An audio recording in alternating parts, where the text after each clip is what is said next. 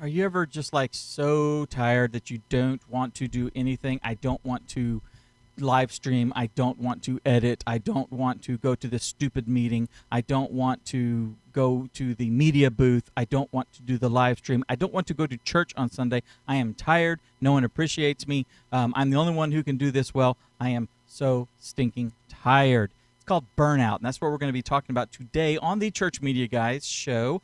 By the way, in case we haven't met, my name is Dave, and I am one of the growing lot of church media guys that is a part of this team here. And by the way, if you want to learn how to leverage media, amplify the gospel, and change lives, then you can start now by subscribing, hitting the button there, and ringing the bell so that you don't miss a thing.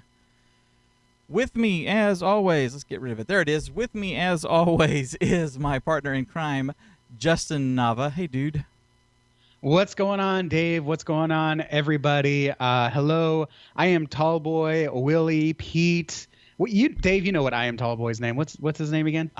Dude, when I met him, it was I am Tallboy, and I was like, so okay, all right. What's your Christian we'll name? Just play that game. I don't know.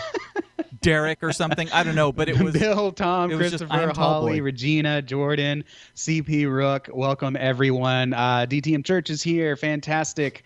Welcome, everyone. Today, man, question of the day, first of all, let me just ask you guys, are you tired of the way we have to do ministry right now? That's the question of the day, because we've gotten several messages. This all started because I started a volunteer training course in the CTA Insiders program.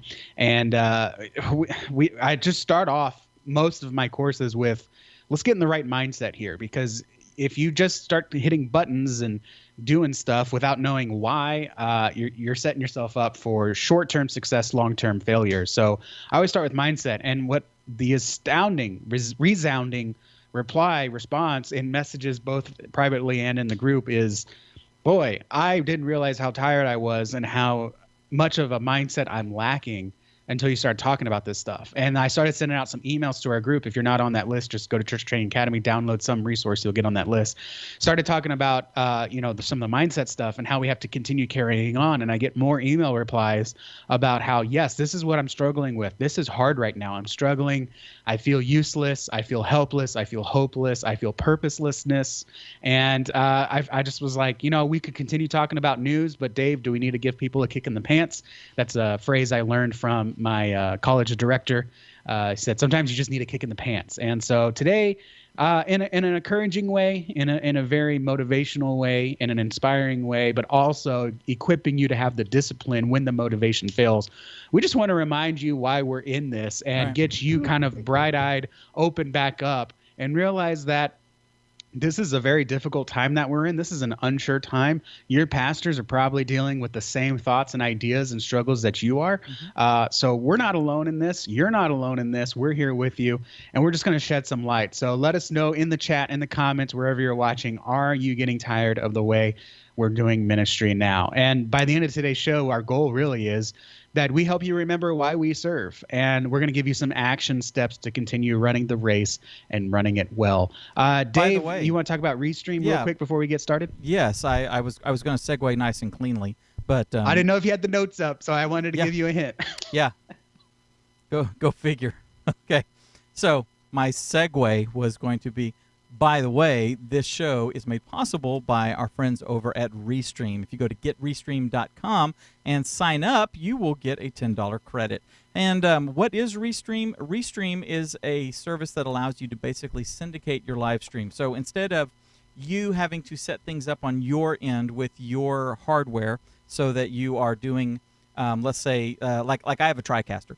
Going into the TriCaster and setting up one or two different streaming points inside there, or I'm using vMix here and going into vMix and saying, okay, start this stream, okay, and then go and connect and start this stream. And now my computer is like sending two streams up my line.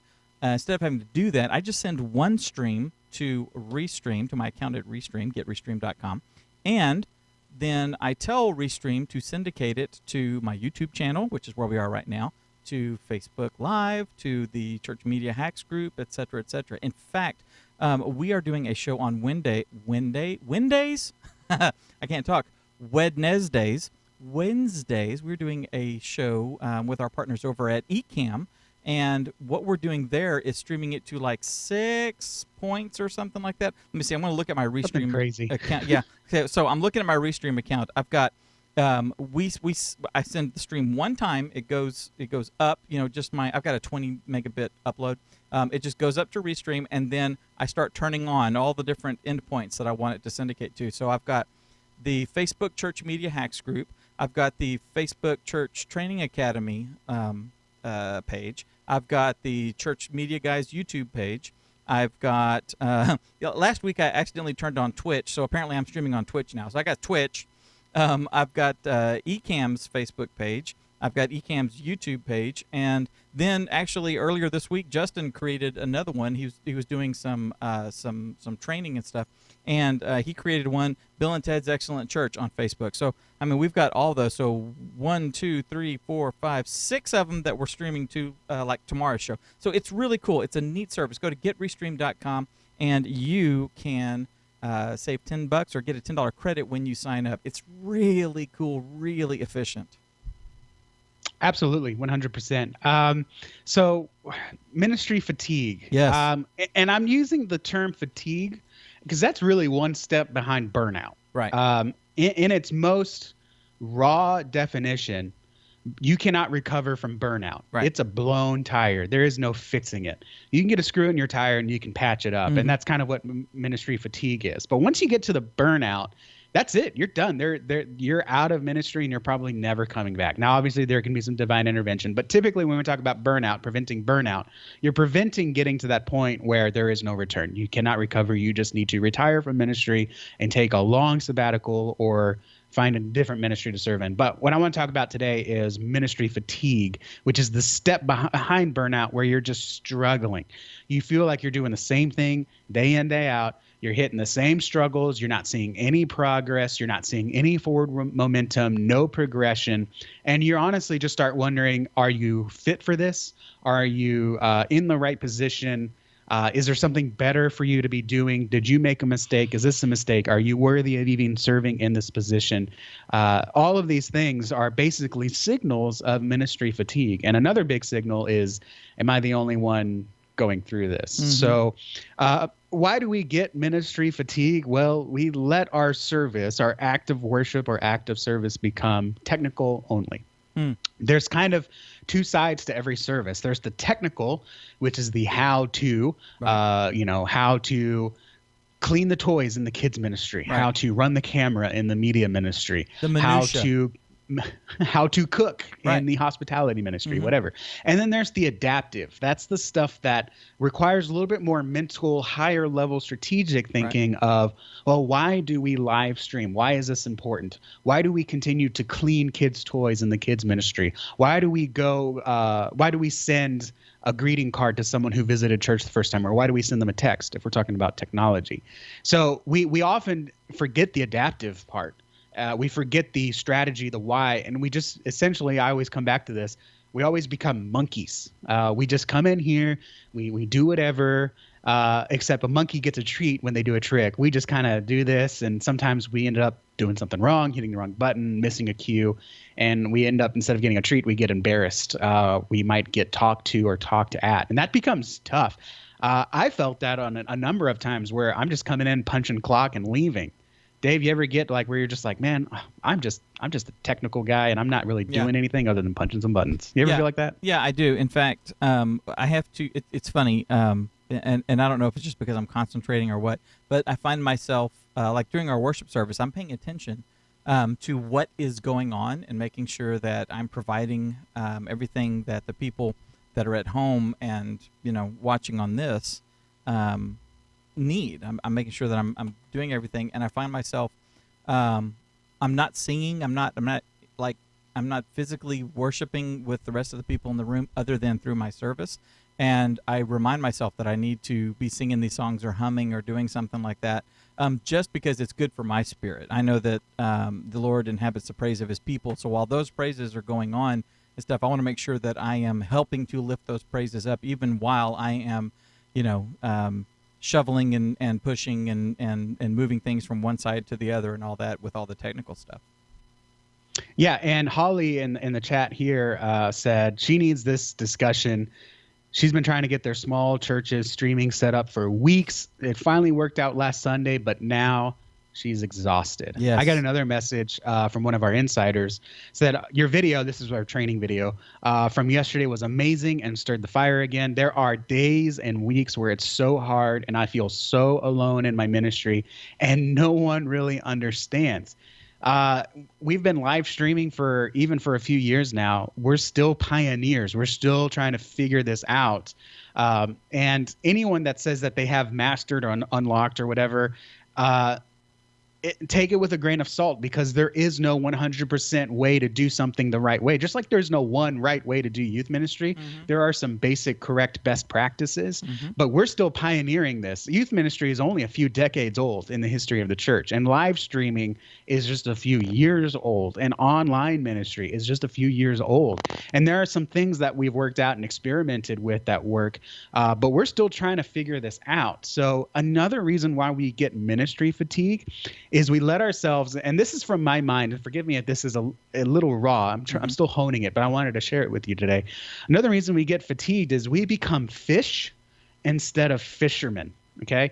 And what I mean by that is fish live a very basic life, right? They just swim and eat and mate, and that's their life cycle.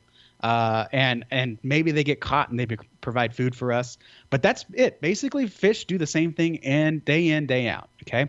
And that's what we allow ourselves to become in our ministry. We just come in, hit the button, watch, maybe interact, create a nice graphic post, or maybe pull one from a resource. The YouVersion graphic looks good. I'm going to post that on social media and I'm done with it.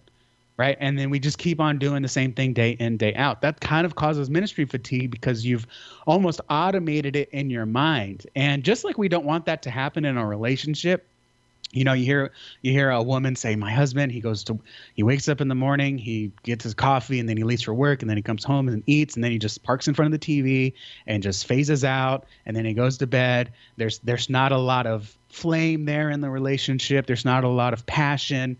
And oftentimes we see that turn into marital issues. Well, the same thing when we do it in ministry, when we treat ministry like we're a fish, it becomes that lack of passion. It becomes that same thing day in and day out. What we want to do is we don't want to be fish in our ministry. We want to be fishermen. We want to go out and get what we need. Okay. Someone says, I'm hungry. A fisherman says, I'm going to go catch a fish. A fisherman studies the pond or the lake or the waters and says, at this time when the sun is here, that spot of the lake is hot.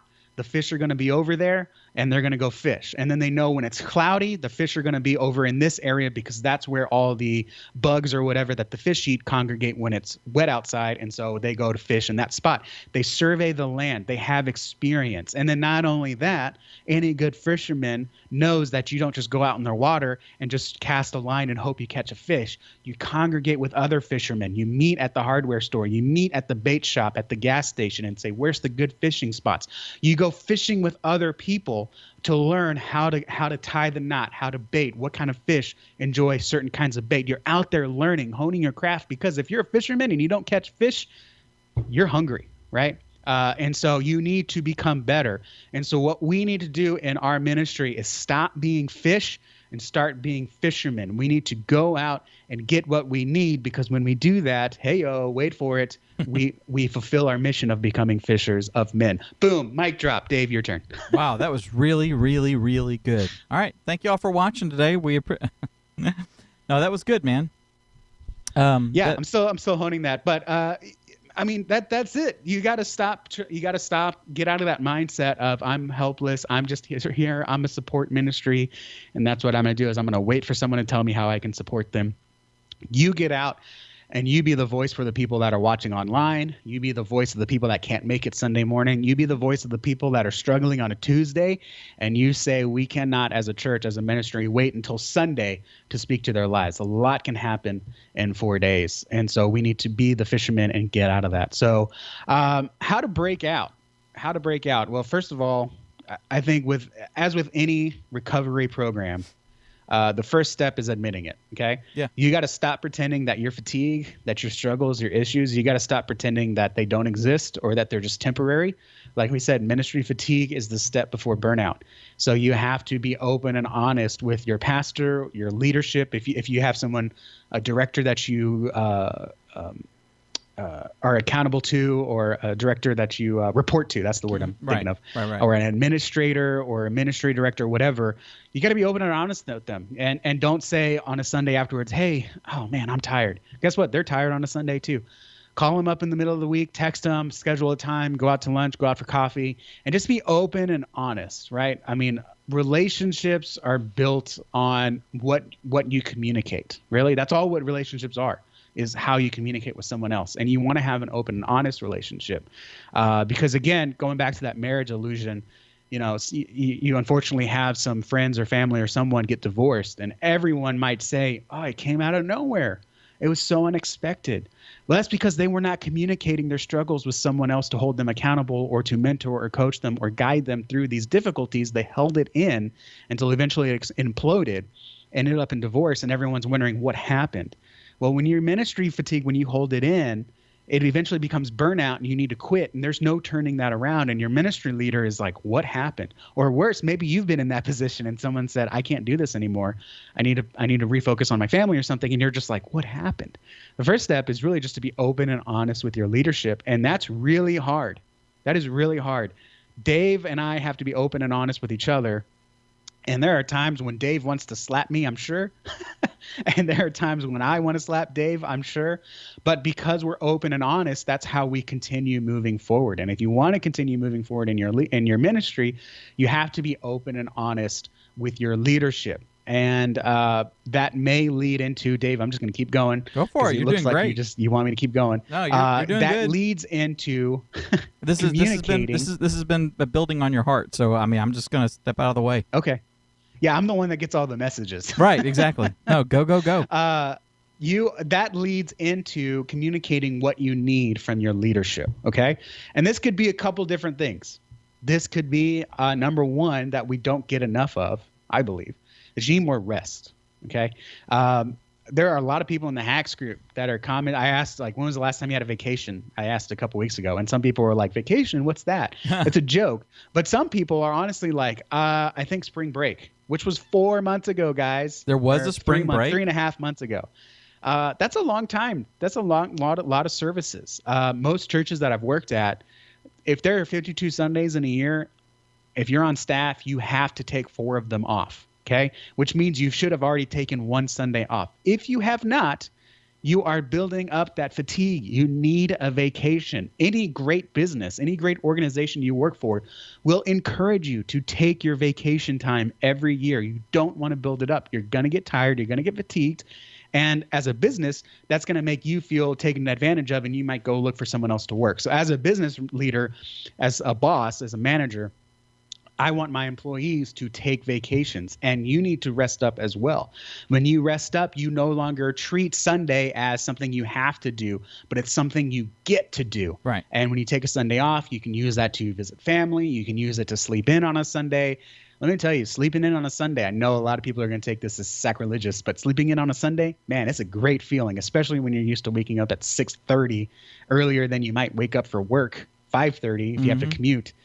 It feels really good to sleep in on a Sunday and almost experience your church like a normal member. You get to get ready with your family. Maybe you do go to church, but you don't serve. Maybe you stay home. Maybe you go visit your mom's church. I love visiting churches when I visit families and get out to see them. So you need rest, right? That can also come in the form of recruiting more team members. Your leadership can help you with that. I remember one time I was like, man, I'm getting tired of I have so much stuff to do. And my pastor just looked at me and was like, well, I know someone that can learn it, or that can said, hey, how can I help out?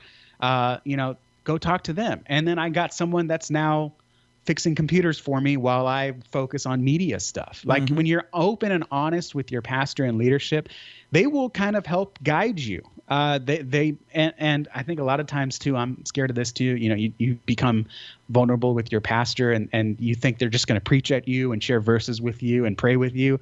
But oftentimes they have really applicable, practical advice beyond just sharing a word with you, which is always nice. But they might say, you need some rest. You need a larger team. You need more funds. And they'll understand that and work with you on that. That's basically step one of breaking out of the ministry fatigue, is take a break, build a team, and your pastor can help with that. But most importantly, become open and vulnerable with your leadership on what you need. And you might have to take a month off. That's okay. I've taken entire months off of ministry, not by choice, but by I've got a holiday here. I've got travels here. I had a funeral come up, so I had to miss that third Sunday, followed by an international trip the next day. I missed a whole month of church. But when I came back, that still was kind of like some rest for me. And it was like, I get to get back into it. And then, you may also need to spend some time honing your craft. Sure. And sharpening yourself as a media person. Is there a better way to do this? Is there a better way to run slides and a stream at the same time than what you're doing? Is there a better way? Before I learned about NDI, I'd get really fatigued because I'd have to come in, grab videos and announcements off the presenter computer on a USB stick, and then I plug them into the streaming computer and then upload it into the streaming software, so that way I don't have to point the camera at the screen when we do videos and stuff in church. And then of course I learned about NDI, and I was like, oh, that's so much easier. And if I had not gone out to hone my craft and improve it, then I would have never known, and I would still be exhausting myself doing this sneaker net style of information sharing between computers. And so when you are in that fatigue, sometimes what you need to do is you just need to get out there and learn what other people are doing. And it almost excites you a little bit because you're learning something new, you're becoming better. And the more stuff you learn, the more valuable you become, which then means you can put more value into the ministry, thereby making the ministry more valuable to others. Did that make sense, Dave? Yes, it did. No, it really did.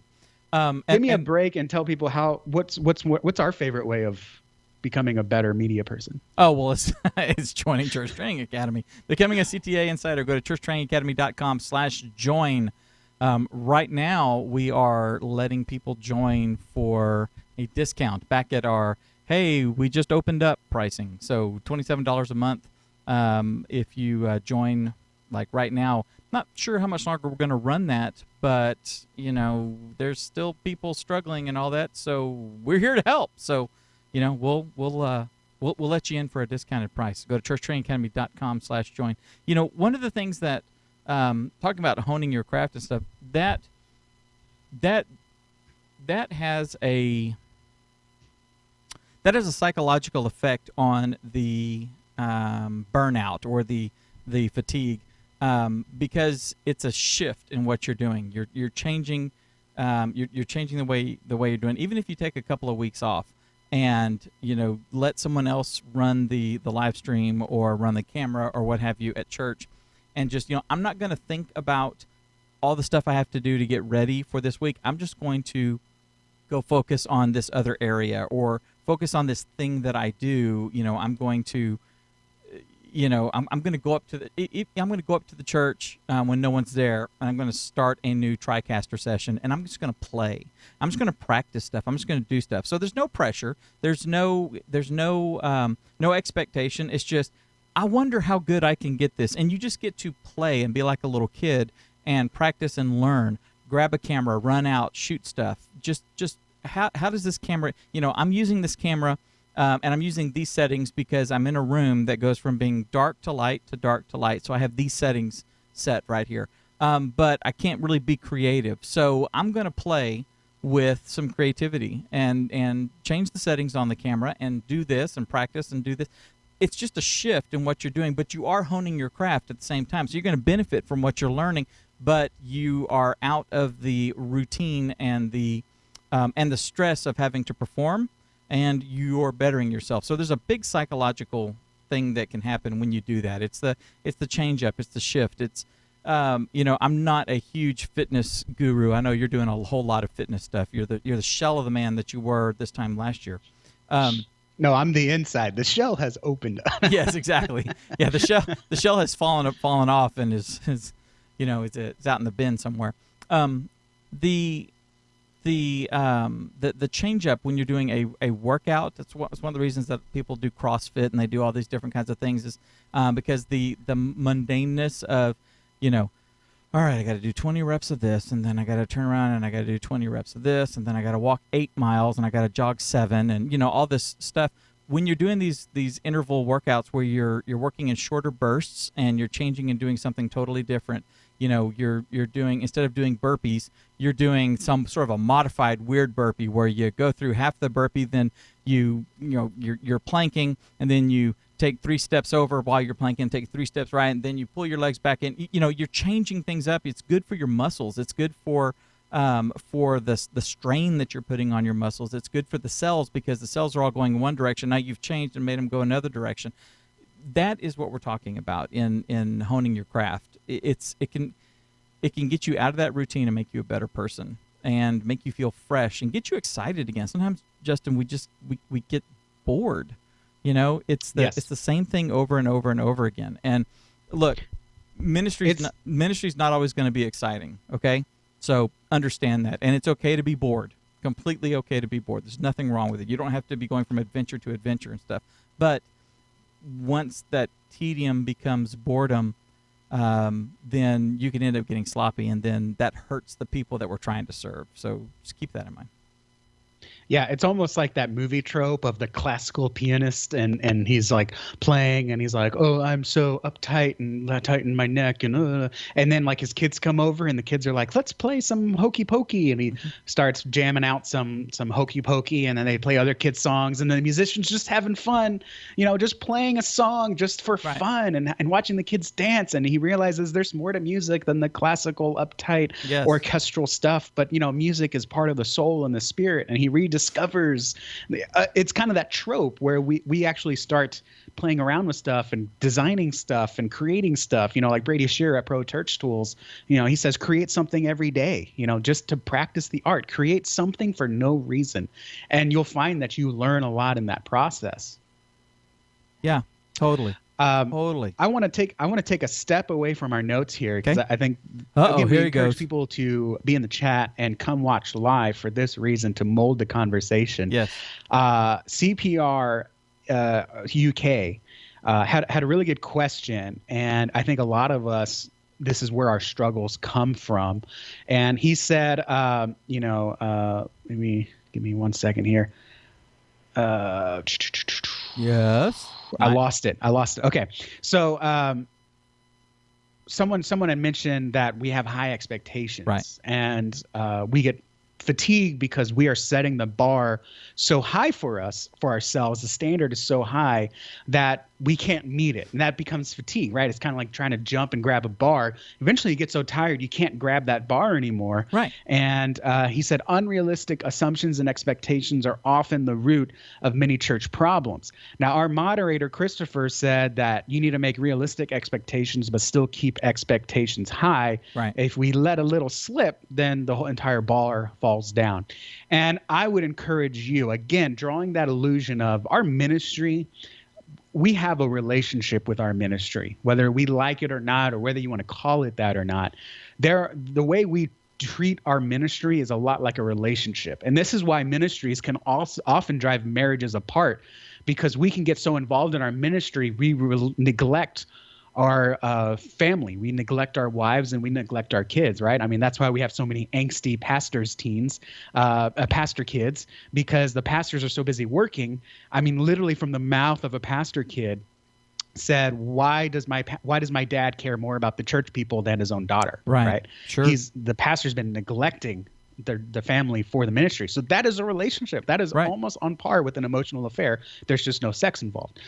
Now, I would encourage everyone. I will tell you that's one of the things that as soon as I started working at the church, doing all the media ministry and all that sort of stuff, when my pastor said, here's some things to remember as part of our agreement and stuff, and it was things like, hey, we back each other's play. We don't, if we have, as a church staff, if we have a disagreement or something, we do it private. We don't do it amongst everyone else in the church. We don't take it public. We don't do anything like that. And we and we back each other up. We never throw each other under the bus. And another thing is to make sure that we are not so busy doing ministry that we sacrifice our families and our family time and all that sort of stuff. And he was very emphatic about that.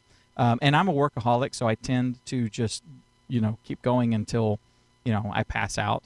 And, that's something that I have to keep remembering is, just, okay, I got the things that I need to do they're like due tomorrow. I got those things done right now. I'm going and sitting in the living room, the little things like that. It is very important. And it, I've seen relationships struggle. I've seen struggles here at home, just because I am constantly going and going and going and stuff. So I can speak directly to that. So go ahead and finish your thought now.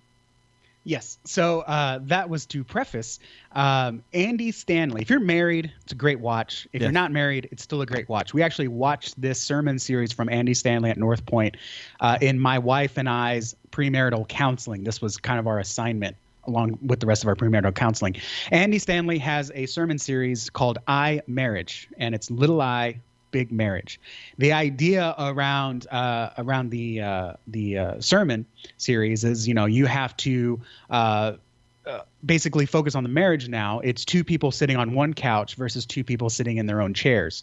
And the first or second sermon really sets the foundation when Andy Stanley says, there's a difference between expectations and desires, right? It's expected that you pay your mortgage. It's expected you pay your utility bill. If you do pay your utility bill, what happens? Nothing. If you pay your mortgage every month on time, you get no thankfulness, you get no gratitude. You are fulfilling a contract. An expectation is basically a contract. You have to do something or you fail. Right. You're worthless. Right. A desire is something that you want. It's not necessary. It's not expected. But when you have a desire fulfilled, you're grateful. You have so much gratitude. You're thankful, and you can express that. Right. Some people expect things on their birthdays, and if they don't get it, their birthday sucks, and that drives me nuts. Right. Whereas if you have a birthday and you just say, we're going to go out to dinner, and then your wife surprises you by inviting all your friends, and then you get gifts. These are things you desired, but you weren't expecting it. Your birthday is amazing. You had a great birthday. And when we do things in our relationships, if we do it because of if we demand our spouses do something out of expectation, there's not a lot of gratitude there. There's not a lot of reciprocation. You're fulfilling a contract. Whereas if you desire for your spouse to do something and they don't do it, well, that's okay. It was a desire. But if they do it, you are incredibly grateful. And so in our ministry, drawing that parallel, we maybe don't want to have high expectations, but we want to have high desires. So you expect that your volunteers are going to be there every week. When they do show up, there's not a lot of gratitude there because that was a contract for them to fulfill. But if you desire for them to be there every week and they do, wow, they just gave you something that you wanted, and you're incredibly more grateful and more reciprocal with it. And that can drive something more. And you have higher desires. You can work to achieve them. And when you do, it's rewarding because you desired it. You didn't expect it, because if you expect it, you just did your job.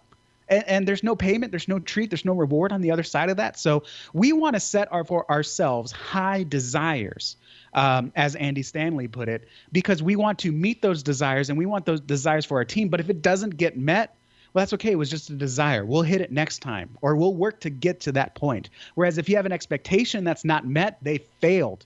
And maybe you don't belong here. That's where that mentality comes from. I'm just going to throw this out there because I have a personal opinion about it. Go ahead. CPR UK also said, anyone else seeing how the whole church has been allowed to become a consumer activity as opposed to a body of disciples who are passionate about Jesus and passionate about making disciples? Right.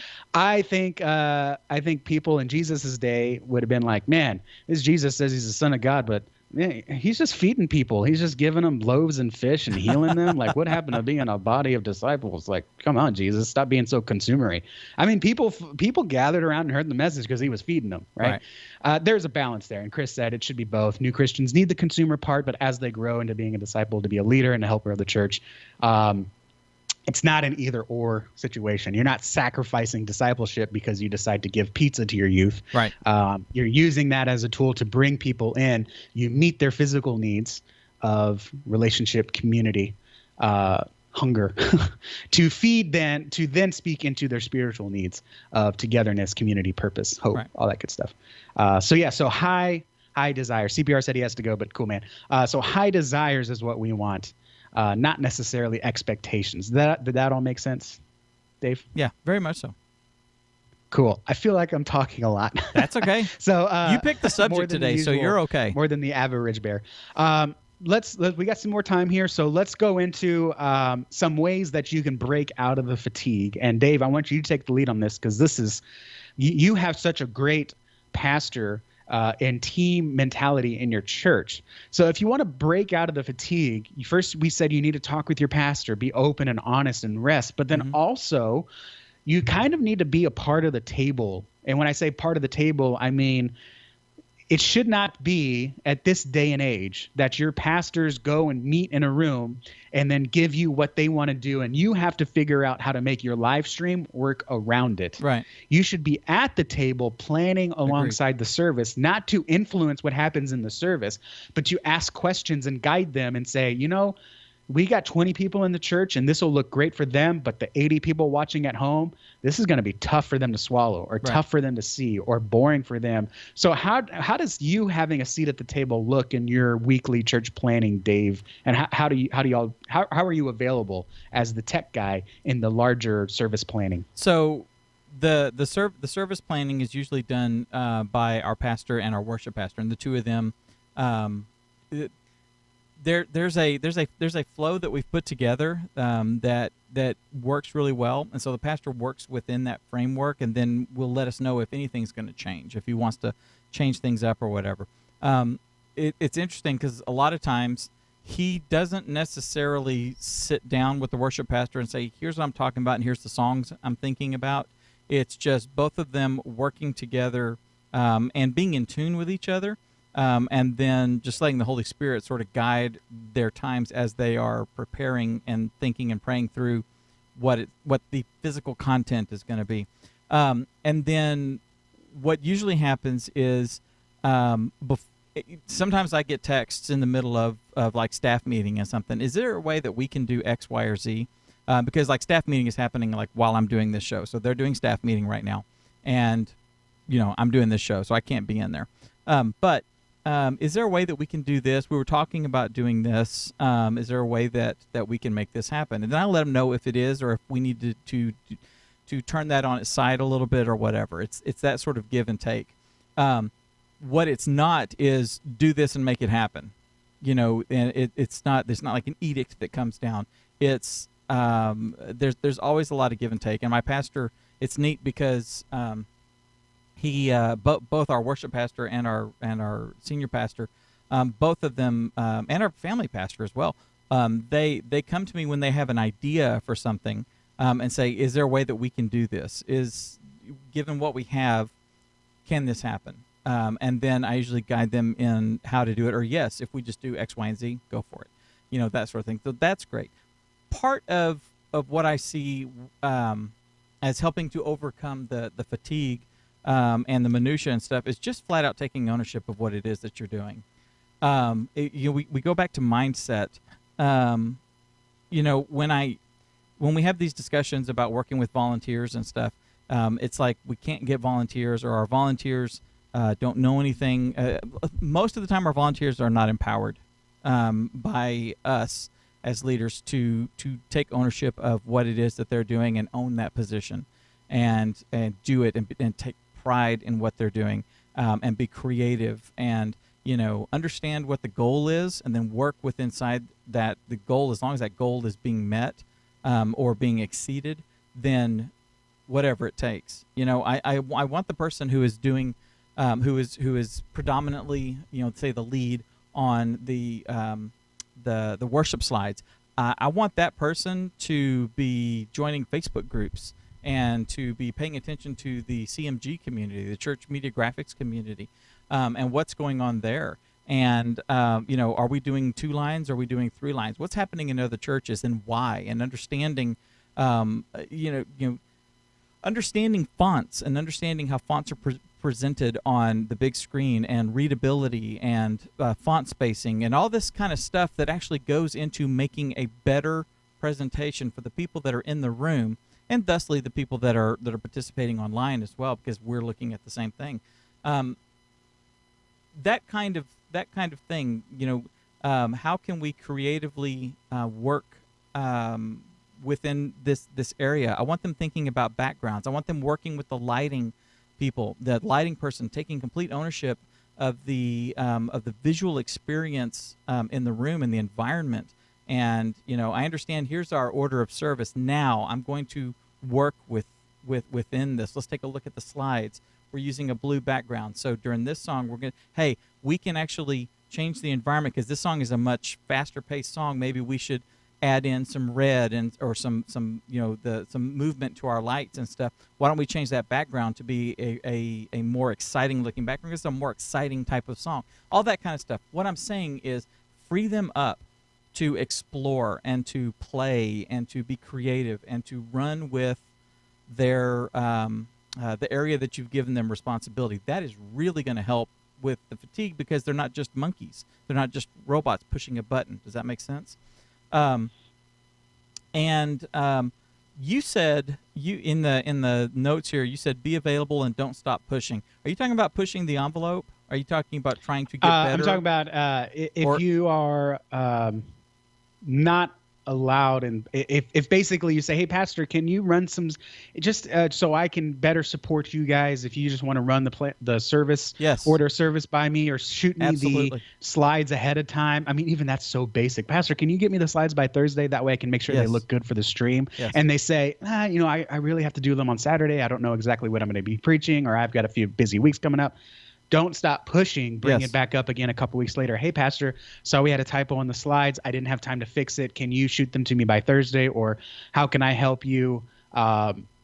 Dude, like perfect example of this. One of my former pastors, he would make slides and the fonts were too small and the verses were too jumbled. Yes. And I just told him, I said, give me your notes. I said, I knew he wrote everything down on a notepad, and then he or his secretary made the slides. I said, just give me your notepad and I'll make the notes. And I made them clear, crisp. I split the Bible verses, like one verse a slide, so you can easily read them from, this is before we were live streaming. This was years ago. But, it was then he realized, like, oh, wow, I don't have to do this. So he gets freed up in his bandwidth of, well, now I can just make notes, and Justin will figure out how it needs to look on the slide. He'll just put picture of Annie Hall for a sermon illustration, and he doesn't have to Google the perfect picture. I'll find that for him, because I was paid staff, so I was there working anyways. But but I got to make the slide experience better for the church. Right. And specifically on this point, I was thinking about one of our insiders. And I can't remember who it was. I think it was Dwight, who was like, when we have something sensitive happening in service, I need to figure out what I need to do on the live stream. Right. Well, what you don't want to do is find that out Sunday morning. Right. So-and-so is going to come up and we need 15 minutes of blackout for the live stream. And you're like, well, I had nothing planned. What am I going to do? Whereas if I have a week ahead of time where I know we're having a missionary coming in, or we're going to have a healing part of service, and we're not going to stream that live because people are going to be sharing prayer requests and vulnerable stuff, then I have a week to prep some clips, prep some commercials, Right. prep something, get a system set up to where I can go to an online host. That can only happen if you're part of the conversation. Right. And there may also be some talk about communion. If you're going to do communion in service, there are a lot of, you may know you do it every 3 months, but if you don't know when until that Sunday comes up, you got to figure something out, because sorry guys, communion is boring to watch. Right. It is. You can figure that out ahead of time. What is that going to look like? How is that going to happen? What are you going to have prepared on the stream? If you're part of the conversation, if you're part of the planning, And again, not being a decision maker, but just being there to see what's going to happen so you could better support it. Well, and that goes to a culture inside your church that hopefully, if nothing else, you can help foster. Your leadership should be thinking in these terms, and you may need to sit down with your leadership, with your pastor, with your worship pastor, and say, hey, listen, worship pastor, we're not, it's not us against you. It's not the sound guy versus the people playing on thing. We are the worship team, which means I am just as important as the sound guy as you are, the person who is singing, or as the guitar player is. And we have to work in concert, or we can't work at all. And make sure that that type of a mentality is infusing in everything that you do, and not and listen, some old pastors are like this. They're dictators. That's just the way it is. And if you're a dictatorial pastor, you're a jerk, and you're not good for the ministry people and the people that are serving at your church. And if that offends you, good, because Jesus wasn't like that. He wasn't like that at all. Even Paul, who could be very blunt and very jerkish in some of the ways he was doing, wasn't like that. So stop it. Okay, it's not your little fiefdom. You are there to shepherd these people, and you have a team of people who have been called to minister and to help fulfill the Great Commission inside that body that has gathered together, and you need to work with them and not against them. It's that simple, and I hope you're offended by what I said. And if you don't like it, I hope you're not watching this channel anymore, because we want to speak truth here. Period. Sorry, I didn't mean to get on that little rant, but I hate jerk pastors that are like that. That's fine. I'll tell you why. I'll tell you why. A jerk pastor, because your people come to us and they say, I don't know how to handle this, and we have to clean up the mess that you're continually making with these people. And we show them examples, and we point to examples about how it should be done, and they look at you and think that you're lacking. So change that. Be a leader. Love your people and help them minister. Man, we need to clip that. That needs to be its own video. Sorry. Yeah. Only when Dave talks. Willie had a question. What's the best approach dealing with volunteers that don't have the same drive or passion as you? This is something I've been meditating on. Well, in fact, I'm going to pull out. Do they know? I mean, do they? When you talk about the drive and passion and stuff, do they have like technical incompetencies? Because sometimes the fear of not knowing what to do or knowing how to do it or whatever can lead to that apathy. Yes. Now let me share something. While I do that, Dave, I think we got a super chat. I'm not sure. We've never gotten one before. Can you check? Let me look. I'm going to share with you. I have a notepad here of just stuff that I meditate on every day now, every morning, and something that I've been meditating on kind of appears to that. So what's the best approach with dealing with volunteers that don't have the same drive or passion with you? Here's kind of what I've summarized. When you keep chasing the uninterested to buy into your ministry, you are devaluing your ministry. Right. Okay. When you keep pushing for people to join that really aren't bought in, that really aren't passionate, that really don't see change, or doing it out of necessity or out of guilt or out of whatever, you are devaluing your ministry. It's the same thing as when you walk in a store and you're like, hey, I'd like to try on some pants. And the lady's just sitting there. I say lady, could be a dude. Just sitting there like, what do you want? What do you want? Pants are over there. Okay. My name is Becky or something. Sorry to anyone named Becky. But it's kind of like you're devaluing, that person is devaluing the store because they're not passionate. They're there for a buck. They're there for some other reason than providing good service, which in turn rewards them just, being a member of a business, an employee of a business. So if you have people like that, and this is kind of a tough answer. If you have volunteers that are not passionate, you need to have a chat with them. Do you want to be here? Okay. Again, this is the opposite of kind of what we talked about. When you have ministry fatigue, you need to seek out your leadership. But if you see someone not being passionate and treating it like an expectation, like a technical thing, and not something that just that they're not providing value in any way, that could be a signal they're experiencing ministry fatigue. That could be a signal that they're serving in vain. And it needs a conversation. First of all, what is there anything going on? You may discover that they're having marital issues, family issues, they're having health issues. I cannot tell you the number of times I've had volunteers shirk their responsibilities or do a poorer job. And when I say, hey, how's everything going? Is everything okay? I find out they have just developed Crohn's disease. They have a mom who's in the hospital now. They have some other internal issue that's happening that they haven't shared with me, and because they didn't think it was important, but I noticed. So the first thing is talk to them. How's everything going? Is everything okay? I've noticed that, you're a little less passionate, you're a little more late, and I just want to make sure, is everything okay? And you will get to the root of why that is, and it may be time for them to either retire, take a sabbatical, take a break, and then maybe they've discovered that their passion is somewhere else. And it's on you as a leader to say, is this shiny object syndrome? Is this grass is always greener syndrome? Or are they really just tired? They tried it out, but this ministry really isn't for them. Mm-hmm. And so you have to be willing to let them go. That's part of being a fisherman. You have to get what you need. And sometimes you catch a fish that's too small to eat. You let it go, and you let it go be a fish somewhere else. And that's just my thoughts on that. And it is tough. I wish I had something that said, hey, just repeat this mantra to them and they'll be on board. They'll be fired. They'll be passionate. Send them to a conference. That's not always the case. Not always the case. And we did, by the way, get a super chat from Giselle de Vera. Thank you for that. We really appreciate that. By the way, anybody who's watching can do that. That's a really cool way. If you like what we're doing, feel free to do a super chat. That is another way just to, say thanks, and we don't take that lightly. Thank you very much, guys. One of the things that you and I talk about a lot before we close here is understanding who our audience is, understanding what it is that we're doing with the media team. And the media team is usually split into two halves, and sometimes it's definitely two halves of the same quarter. Sometimes you are serving two audiences. For example, the person that is doing the Pro Presenter, you're serving the audience that's in the room, the butts that are in the seats, but you're also serving the audience online. So thankfully with Pro Presenter 7, you're able to split some of that viewing experience so that you're using, say, a font that works really well for public address, for the big display screens.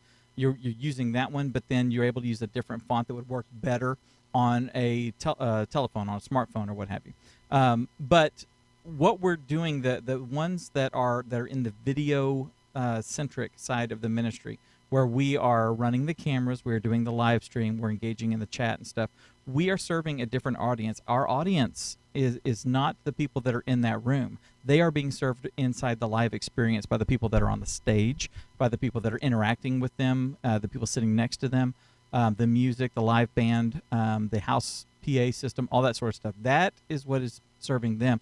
We are serving the people that are sitting at home and using their phones and watching on their phones. And gigantic percent of the content, that video content, is consumed on the phones.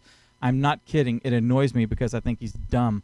But Justin watches feature-length films on his phone instead of on the gigantic screen that he has in his house. He will do that from time to time. And it's annoying. But you know what? It's just a reality, because we do have really good screens on our phones. We have really good crisp images and stuff. And there's sometimes you just want to do it like that. So we have to serve these folks.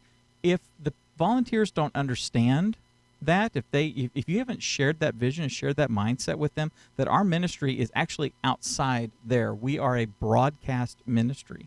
We are the church is a media company, for all intents and purposes, a media organization, and we are in charge of that. We're in charge of making sure that the people that are viewing outside, that are watching our TV show, yes, it is a TV show. If you think it's not, then you're sorely misguided. It is a TV show, and they are watching a TV show.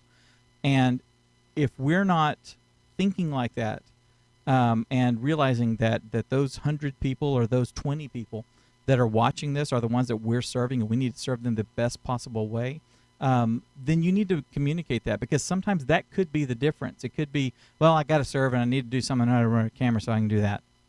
Okay, whatever, dude. Look, it's pointed in the right direction. They don't understand. They don't understand that it's pointing in the right direction, is not the end. Tracking the pastor as they're going across the stage and making sure that when the pastor starts to get, says, listen, this is something I really want you to understand, and the pastor is starting to lean in to the viewer, the people in the room.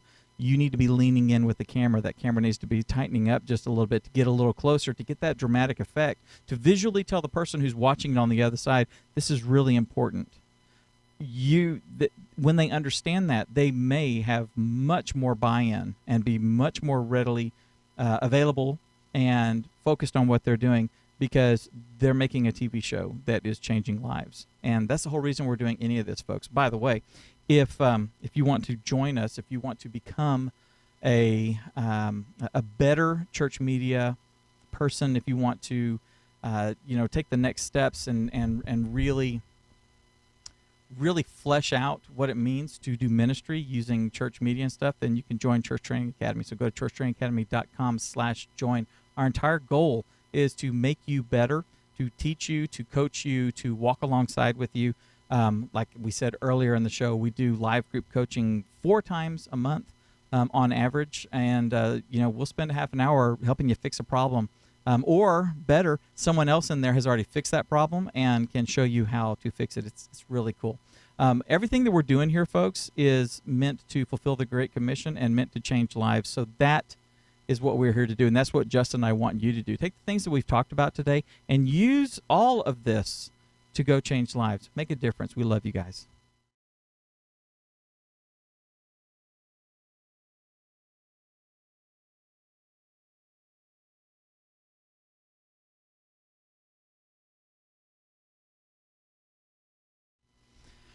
Okay, so that was the thing. We should be back. For those of y'all who are still here, I hope you're still here. Hey, we got a super chat from Bill Brander. Thank you very much. That is much appreciated. Let's see. Where's the team building course, Vonda? That is actually something that's on our roadmap. It's Vonda in the CTA Insiders group. I'm putting together the team building course. I'm calling it Assemble, Avengers Assemble. And as I film it, I am live streaming it to the group. So instead of waiting for the course to be completed and packaged and all that nice stuff, you don't have to wait for that. You can watch me film it as I film it in the group. I've done 3 videos so far, I think 2 or 3, or I did 3 sections in 2 videos. I'm not sure. So go into the CTA Insiders, go to the video section. You'll see them labeled volunteer video 1, volunteer video 2, 3. I've got the 3rd one written out. I'm ready to film it, hopefully today, if not tomorrow. So this way you can get the information and start implementing it without having to wait till it's all packaged and nice. So the team building course is in the Insiders group for you, Vonda, since you're an insider. You can go ahead and start consuming it there. And then also, if you join the live stream, you can ask questions and, again, help kind of maybe catch some blind spots or have some questions that I haven't thought of so that we can make the course even better for you. That is exactly right. So I have to go to the thank you. I'm Tallboy, said good stuff. Thank you, Bill Brander, for the super chat. Let me think. Just trying to see your Marvel references. Oh, be quiet, Christopher. We all can't be DC nerds like you. Or he's probably not even DC. He's probably like, some off-brand comic, Image Comics. Yeah, something the comics that they would stick in cereal boxes. That's probably what Christopher's all about. So yeah, we understand. He's better than that. Yeah, we understand. No, I didn't create a playlist. I didn't know or forgot that you can make a playlist inside of groups. That's right. I will take a look at that. That is a great idea. Good idea. Hey, listen, I got to get to the TV show. I got TV shows to do. So I'm going to have to cut the stream here. But, guys, we enjoy talking with y'all. We enjoy your interaction and stuff. Y'all are I've said it before, and I'll say it until the rapture. Y'all are like the best audience that Justin and I could ask for. This audience is growing. It's very encouraging to us that you guys are here and that you're interacting with us and talking with us and stuff. You guys actually keep us going. When we have down weeks, when we have weeks that we feel overloaded, when we start to get burnt out and stuff, when you guys are encouraging us here in the chat or in the Church Media Hacks group, churchmediahacks.com, that really keeps us going. We really appreciate you guys for doing that. Let's see. And don't forget to like the video. That's a great way to get it into more people's view. Yes, please like it and share it. Absolutely. All right, I got to go. So we will talk to you guys later. Everybody have a fantastic week, and we'll see you guys actually tomorrow morning because most of y'all will be there. I'm sure. You better come represent. Come on, let's show these eCamm people what we're made of. We'll see you guys tomorrow. Basically in 23 hours, we'll be live again. We're going to talk about gear, video gear. Yes, hardware. So we will talk to you guys later. Y'all take care. Adios.